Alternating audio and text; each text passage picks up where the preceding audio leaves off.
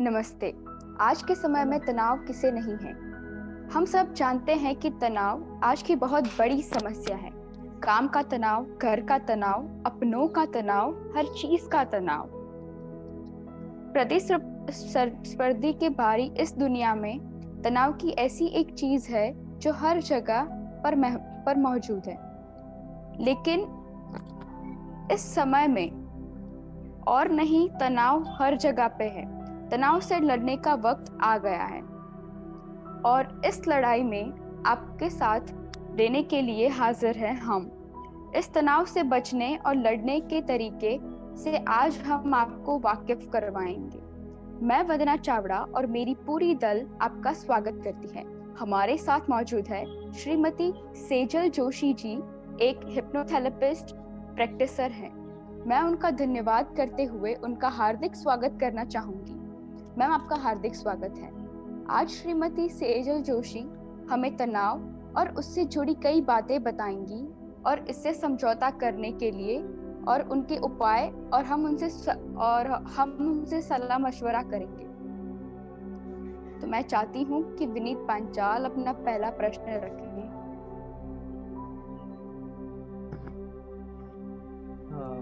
Hello ma'am. Hello. Meet you. मेरा जो question काफ़ी सीधा साधा है कि नॉर्मल स्ट्रेस क्या होता है, कि जो आमतौर पर डिप्रेशन और एंजाइटी और स्ट्रेस तीनों आई गेस अलग अलग चीज़ें, लेकिन आप थोड़ा थोड़ा सा एक्सप्लेन कर दीजिए कि भेद क्या है इन तीनों। विनीत, आपका प्रश्न बहुत ही उचित है। स्ट्रेस माने तनाव। हर एक किसी को इस आजकल के दौर में तनाव रहता है। तनाव बहुत ही कॉमन वर्ड हो गया है कि मैं इस स्ट्रेस में हूँ, मेरी एग्जाम आ रही है। बच्चे, छोटे छोटे बच्चे भी बोलते रहते मेरी एग्जाम का स्ट्रेस है। कोई लेडी है तो उसको भी है, जेंट्स है उसको भी। सबके बातचीत में तनाव शब्द यूज होता है, जैसे कि जीवन का एक दूसरा नाम ही तनाव बन गया है। तनाव यानी स्ट्रेस इंग्लिश में जो बोला जाता है वो हमारे दिनचर्या का एक पार्ट बन चुका है। उसका मतलब है आप किसी एक काम को लेकर इतने ज्यादा परेशान रहते हो कि दूसरे किसी काम पे उसकी असर हो रही है। सीधे शब्दों में कहे तो आपका जो दिनचर्या है सुबह से शाम तक, अगर आप स्टूडेंट हो तो उठो, एक्सरसाइज करो, जॉब पर जाओ, वापिस कॉलेज जाओ, वापिस आओ, और आपका होमवर्क है, जो भी टर्म वर्क है वो कंप्लीट करके सो जाओ। लेकिन नहीं, आप वो सारे कार्य में कहीं ना कहीं मिस्टेक कर रहे हो, तो उसे हम स्ट्रेस की असर बोल सकते हैं। डिप्रेशन, एंजाइटी, वो सब वो स्ट्रेस से ही क्रिएट हुआ एक पार्ट है। स्ट्रेस यानी तनाव का इतना ज़्यादा असर होता है कि कभी कभी हम अपना खुद का जो रूटीन है वो हम ठीक ठाक नहीं कर सकते हैं और ज़्यादा सोचने लगते हैं, ज़्यादा खाने लगते हैं, या कम सोते हैं या कम बोलते हैं। अपना पूरा बिहेवियर चेंज हो जाता है। वो स्ट्रेस से ही होता है। आप किसी भी चीज को लेकर इतना ओवर थिंकिंग करते हो, उसे लेकर इतनी चिंता करते हो, या उसमें अपना पूरा का पूरा ध्यान लगा देते हो, जो आपको स्ट्रेस महसूस करवाते हैं, और इस हिसाब से आपके बिहेवियर में चेंज आता है। आप स्टूडेंट हो, आपको टर्म वर्क का टेंशन हो जाता है कि मुझे इतने शॉर्ट टाइम में टर्म वर्क करना है। आपके पास इंफॉर्मेशन नहीं है, इंफॉर्मेशन निकालनी है, इतने टाइम में करना है। इस वजह से आपका पूरी की पूरी दिनचर्या वो डिस्टर्ब हो जाती है और वो आपको स्ट्रेस का एहसास कराती है, और उस हिसाब से आपका वर्कआउट जीरो होने लगता है और टेंशन बढ़ने लगता है, और उसकी वजह से आपको एंजाइटी होने लगती है, और उसके लिए आपको कभी कभी रात को नींद नहीं आती है। ये सब होता रहता है। आप उससे ही स्ट्रेस या तनाव बोल सकते हैं। समझ आया आपको? या डिटेल में हाँ समझाओ? ना ना ना ना ओके ओके डन। हाँ हाँ। अब डिप्रेशन और एंजाइटी वो दोनों ही स्ट्रेस से हुआ एक पार्ट है। आपकी फिजिकल बॉडी आप सब देख सकते हैं, आप भी देख सकते हो और दूसरे भी आपकी फिजिकल बॉडी आराम से देख सकते हैं। लेकिन फिजिकल बॉडी के साथ इमोशन बॉडी होती है जो आप देख नहीं सकते, सिर्फ फील ही कर सकते हो।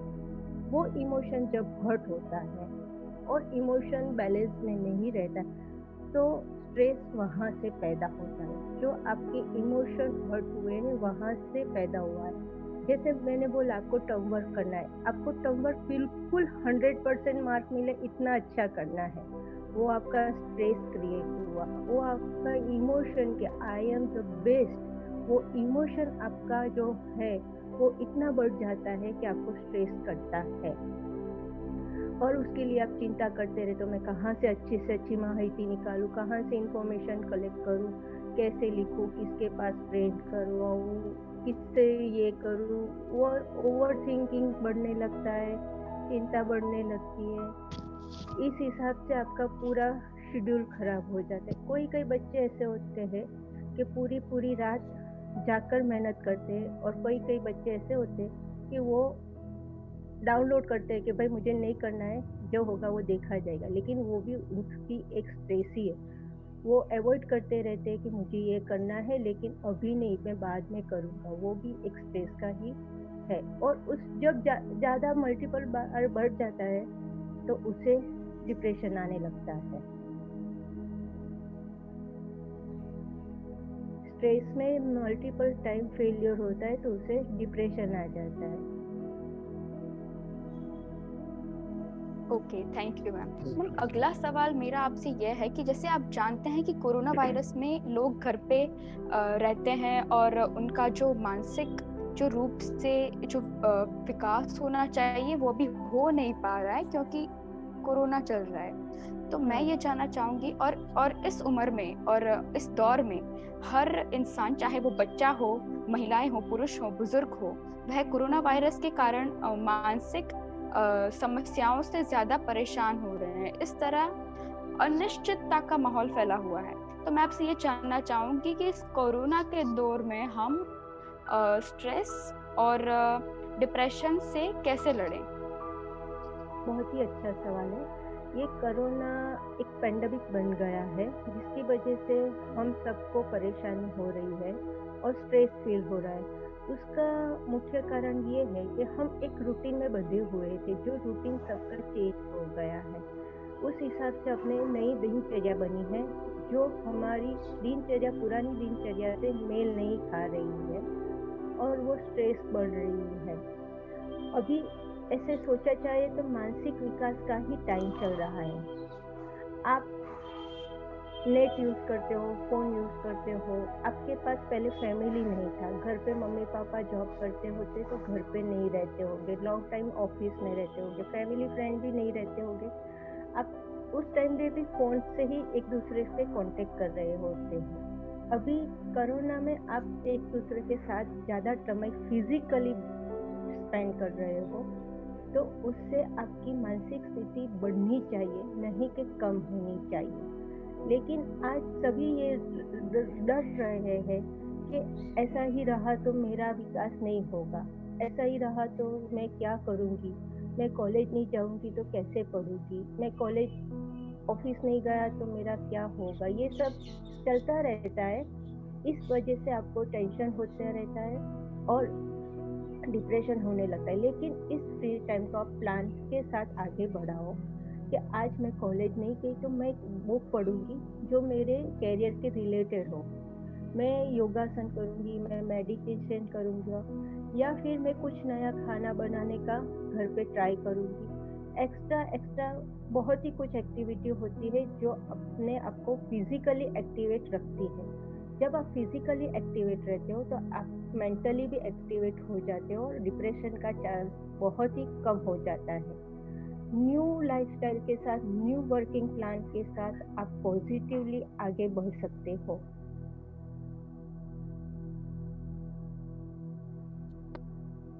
तीर, तब मैं चाहूंगी कि आप अपना प्रश्न रखें। शुक्रिया वंदना। एक मिनट।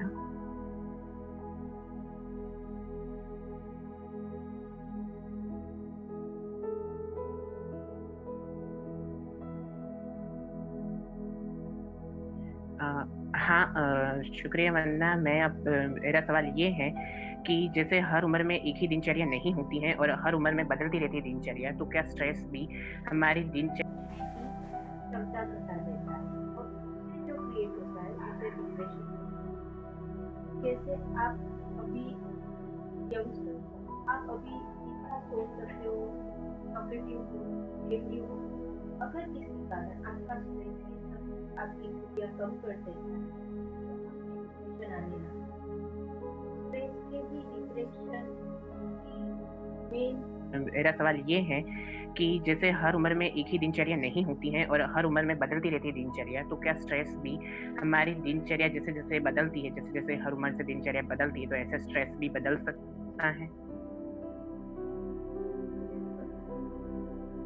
हाँ, बिल्कुल सही है। हमारी उम्र के साथ हमारी स्ट्रेस की मात्रा बढ़ती रहती है और जैसे जैसे हमारी समझ बढ़ती है ऐसे स्ट्रेस की मात्रा कम होनी चाहिए।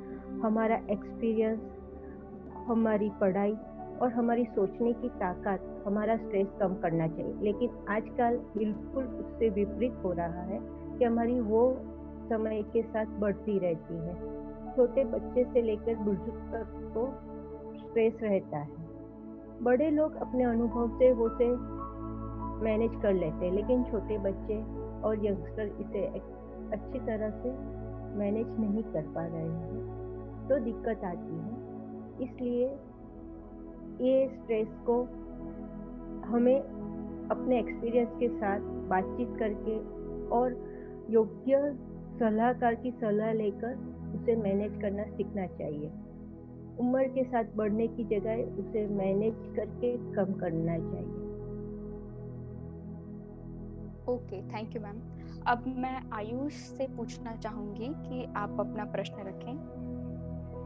हेलो मैम, क्या स्ट्रेस और डिप्रेशन सेम है या अलग अलग है, डिफरेंट है? स्ट्रेस से डिप्रेशन पैदा होता है। स्ट्रेस आपका इमोशन जब हर्ट होता है तब क्रिएट होता है। वो एक बार दो बार ऐसे मल्टीपल टाइम स्ट्रेस पैदा होता रहा अलग अलग चीज़ों से, और वो जब ज़ीरो नहीं हुआ, यानी कि स्ट्रेस कम नहीं हुआ, बढ़ता ही रहा, तो वो आपकी एक हैबिट बन जाती है और वो आपको सोचने की क्षमता घटा देता है और उससे जो क्रिएट होता है उसे डिप्रेशन कहते हैं। जैसे आप अभी यंगस्टर हो, आप अभी जितना सोच सकते हो, टॉकेटिव हो, क्रिएटिव हो, अगर किसी कारण आपका स्ट्रेस ये सब आपकी खूबियाँ कम कर देता है तो आप में डिप्रेशन आने लगता है। स्ट्रेस के ही डिप्रेशन की मेन लिंक है। उसे जब मैनेज करके कम कर देते या ख़त्म कर देते तो डिप्रेशन आने की संभावना बहुत ही कम रहती है। अगर डिप्रेशन आ गया तो आपको मेडिकली और फिजिकली दोनों के लिए प्रॉपर गाइडेंस और डॉक्टर की सलाह रहती है। स्ट्रेस में इतनी ज़रूरत नहीं रहती है। Thank you ma'am. Thanks a lot ma'am. जयवी, अब आप अपना प्रश्न रखें। यस। हाँ, तो मैम मैं ये जानना चाहती हूँ कि आज के इस कॉम्प्लेक्स वर्ल्ड में लगभग हर किसी को स्ट्रेस या एंजाइटी रहता है, तो इसका हमारी बॉडी पे इम्पैक्ट क्या आता है, मतलब कि उसकी असर क्या होती है एंड लास्ट में उसका परिणाम क्या आता है?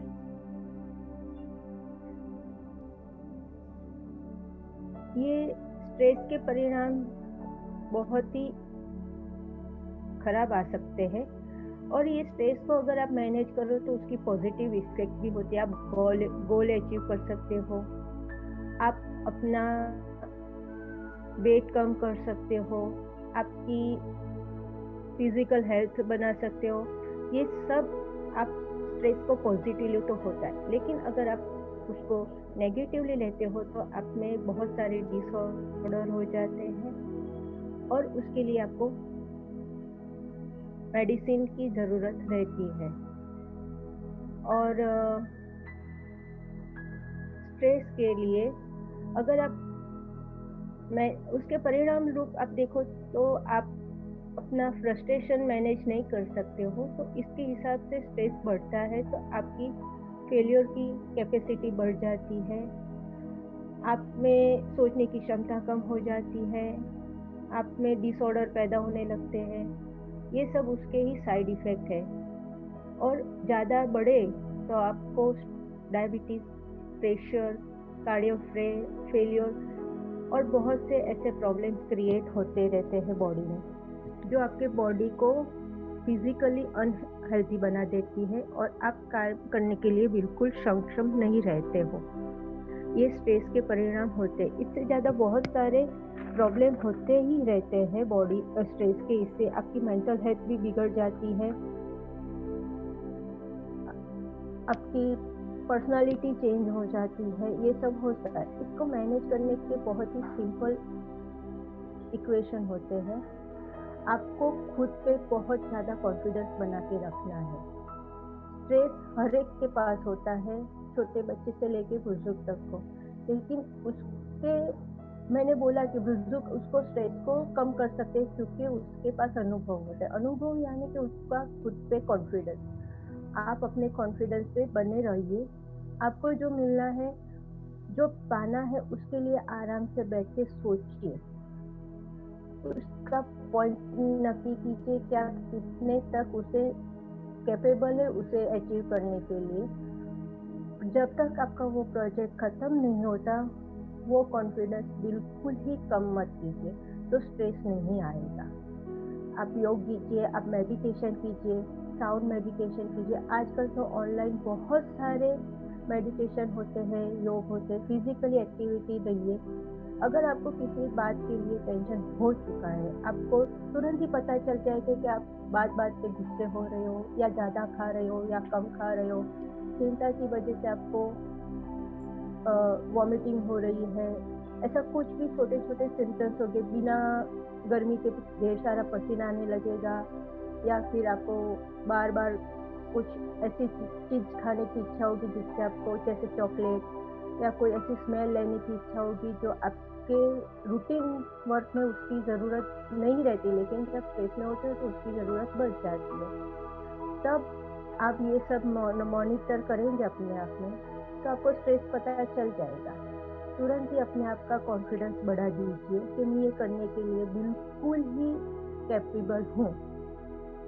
जिस बात की टेंशन हो रही है उसके लिए आपको खुद को बहुत सारा कॉन्फिडेंस फील करना है और अच्छी अच्छी बातें सोचनी है और पॉजिटिव फील करना है। उसके लिए आपकी लाइफ में जो भी कुछ गुड है, जो भी गुड हुआ है, उस चीज़ को याद करके मेडिटेशन चालू करना है। एक सिंपल एग्जांपल देती हूँ। आपकी बर्थडे है, आपने कोई कॉस्ट्यूम डिज़ाइन किया है कि मैं आज, कल सुबह मेरी बर्थडे है, कल बर्थडे है, मैं सुबह उठ के ये ड्रेस पहनूंगी। अनफॉर्चुनेटली नाइट को कुछ रीज़न से वो ड्रेस गंदी हो गई या सुबह आपको मिल नहीं रही है। आप क्या फील करेंगे कि आज मेरा बर्थडे अच्छा नहीं है, और पूरा दिन आपका खराब जाएगा। ऐसा सुबह ही आपने सोच लिया। सबके पास ऐसा छोटा एक्सीडेंट तो हुआ ही होगा लाइफ में एक बार, या कहीं जाने का होता है और आपकी बैग गुम हो गई, आपको जो ड्रेस चाहिए वो आपके पास उस वक्त होती नहीं है। अगर ऐसा कुछ होता है तो 2 मिनट गहरी सांस लीजिए और कोई भी अच्छी चीज सोचिए जिस टाइम पे आप मैक्सिमम खुश होंगे। कोई भी छोटी चीज जो आपको सबसे ज्यादा खुशी दी होगी, वो चीज को सोचिए और अपने आप को नए जो सिचुएशन क्रिएट हुई है, आपको वो ड्रेस पहननी नहीं मिल रही है, उसकी जगह आप जो ड्रेस पहन रहे हो उसके बारे में अच्छा सोचिए। पूरा दिन आपका बर्थडे वाला बहुत ही सुंदर जाएगा। आपके स्क्रीन पे मैंने एक ब्लॉग दिया है, वो आप पढ़िए तो आपको पता चल जाएगा कि लाइफ कितनी इजी है। हम जो सोचते हैं हम वो क्रिएट करते हैं, और जो क्रिएट किया है वही हमें मिलता है। जब हमने क्रिएट किया वही हमें पाना है, तो हम क्यों नेगेटिव थिंग्स को क्रिएट करें। Thank you. Thank you ma'am. हमारे इन सवालों का जवाब देने के लिए हम आपके शुक्रगुजार हैं। तनाव से लड़ने के लिए अब हम तैयार हैं। आपके इस मार्गदर्शन के लिए बहुत बहुत धन्यवाद कि आपने अपना कीमती वक्त हमें दिया, और उम्मीद करती हूँ कि यह प्रश्नों के जवाब व्यूअर्स को और सबको, ज़रूरतमंदों को मिले। एक बार फिर से आपका धन्यवाद Shrimati Sejal Joshi ji. Thank you. Welcome.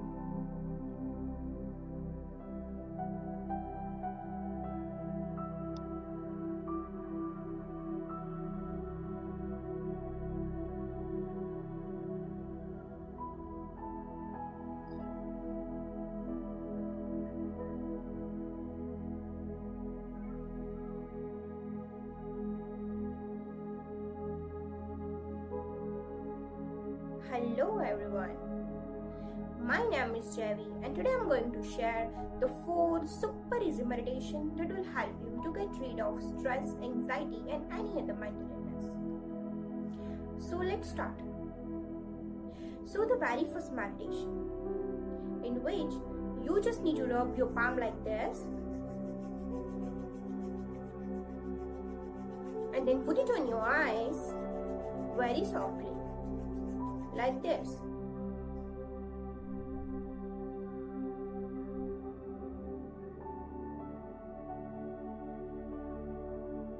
You can do this meditation in the early morning as well as at the end of the day. Now coming to its benefits, then this meditation will help you to be far from stress, anxiety, as well as it will also help you to reduce your eye strain and it will improve your eye vision. Now coming to the second meditation, that in this meditation you just need to sit in the comfortable position, then just simply close your eyes like me and try to focus on the middle of your forehead.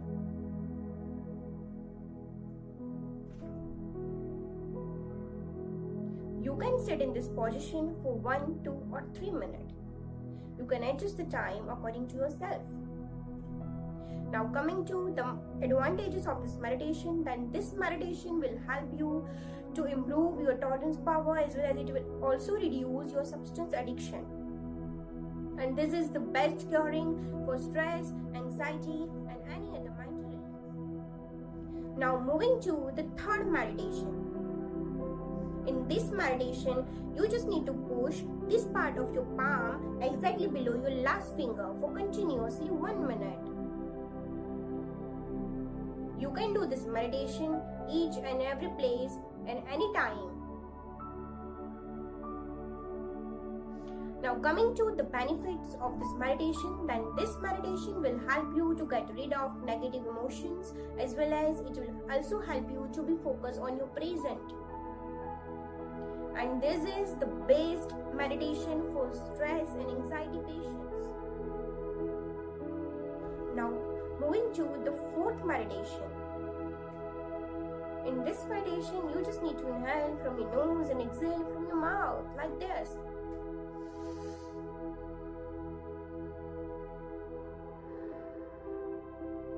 You can also do inversely, means inhale from your mouth and exhale from your nose like this.